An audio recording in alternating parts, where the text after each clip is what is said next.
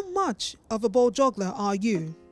Are you aware that ball juggling is a sport that falls under the name freestyle football? Well, I am aware that not many know about freestyle football as it is novel in this part of the world, unlike in Europe, America, and Asia. For most freestyle football athletes, it is a thing to do for fun, but it is gradually becoming a widely accepted sport. This sport has been in existence since the 1900s and has just gotten more popular over the years. Recently, the first ever freestyle championship in Africa was held in Lagos, Nigeria, and it attracted big names in football and other sectors in Nigeria and beyond. Your expectation in this championship? Wow, it's crazy. I mean, you see it, it's a hot day, number one. Yeah. Number two, we've got 15 athletes, can we call them, from all over Africa, and they're all going to be juggling. You got to expect the unexpected. Yeah. It's crazy. I'm here interviewing, making sure everybody's happy, and it's going to be a great day.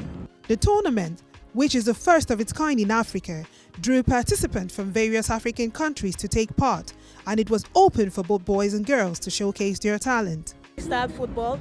First of all, for a lot of people, this is the first time they're hearing about freestyle football.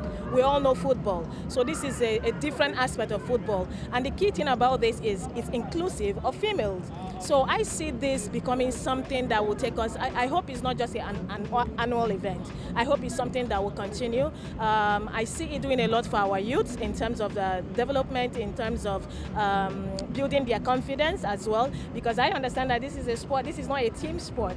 So it's something you do 1 hour. So this is you building your confidence all by yourself. So I see it doing a lot for our Nigerian youths in general.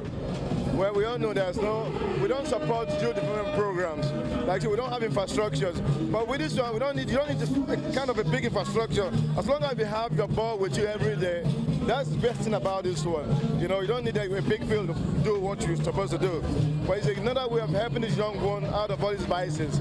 You know, to focus on what they have to do. But first of all, they need to go to school first, you understand?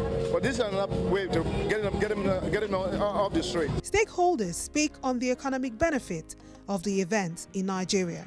Will it contribute to the Nigerian economy? Massively, massively. First of all, we are solving the unemployment problem in Nigeria.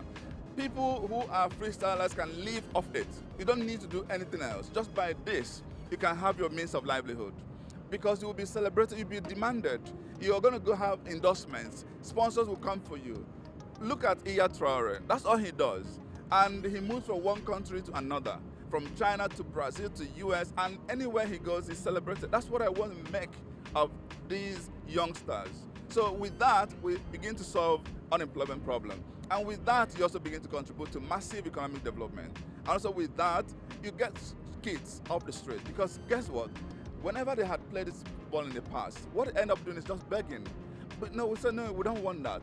You are actually better than some Nollywood stars that are celebrated. You're better than those musical stars that we're celebrating. We should celebrate you too. That's all it's about. This is one sure avenue where the youth can be, positively turned to something that will benefit them. So they're not only fit, their health, but also mental, because it takes a lot, and it will also make them world stars. We have people like Iya Traore. I think he's one of the best, or he's the best. There's also a lady who is coming in from, I think, Spain or so. The youth can just get into this, play with the ball, do fantastic things, engage them positively. Anybody who's serious should jump in now, because for me, I'm giving it 110 support, because I have seen what can be done out there. With a prize money of $3,000, a brand new car, and a trip to Europe for the winners, the participants were in top spirit and were so eager to show their skills to the world. Youths were encouraged to never give up, but to embrace this opportunity and see it as a way to make a living. I think this is very development to sport Africa, because when everybody thinks, when you go out to Africa, everybody thinks Africa is nothing.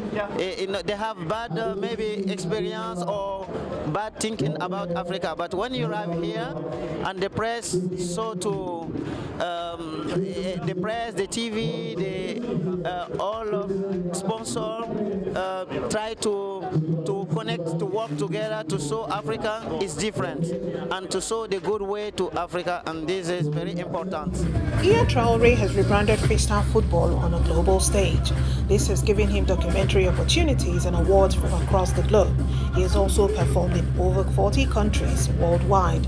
The Guinean footballer and freestyler has also featured in the Guinness World Records 3 times.